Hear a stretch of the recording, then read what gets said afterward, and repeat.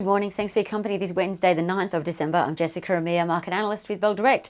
With the UK began to roll out Pfizer's COVID-19 vaccine, and the US is potentially days away from emergency use approval, with plans to roll out the jab there this month. Now, that saw Pfizer shares rise 3% to a year high, and BioNTech, which co-developed the vaccine, their shares rose about 2%. In other news, the Republican and Democratic leaders are trying to strike up a deal of a new COVID-19 aid package, so hopes are indeed quite high of an economic recovery and further support.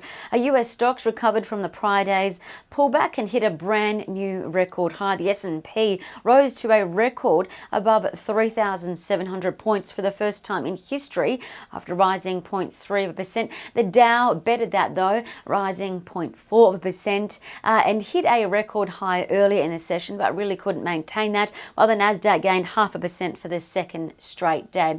As for commodities, screens were mixed again. The oil price eased for the second session, losing 0.3% as concerns really linger that COVID-19 cases are continuing to creep up. The iron ore price, that's not showing any signs of slowing down. It was up 0.5% overnight, and it's now up 60% this year. So expect iron ore stocks to continue to dominate the best performing screens again this week and likely today, and perhaps for the foreseeable future, as China demand is really not slowing down as well. Copper, that did pull back though for the second straight session, and the safe haven metal of gold has jumped to a 2-week high, up 0.5%. Now, what to watch today? Well, the broad market is likely to lift over 0.5% today, meaning the market will rise for the 7th straight day. Keep in mind the ASX 200 is now up 47% from its COVID-19 low hit back in March. As for economic news to watch today, Westpac Consumer confidence numbers are out,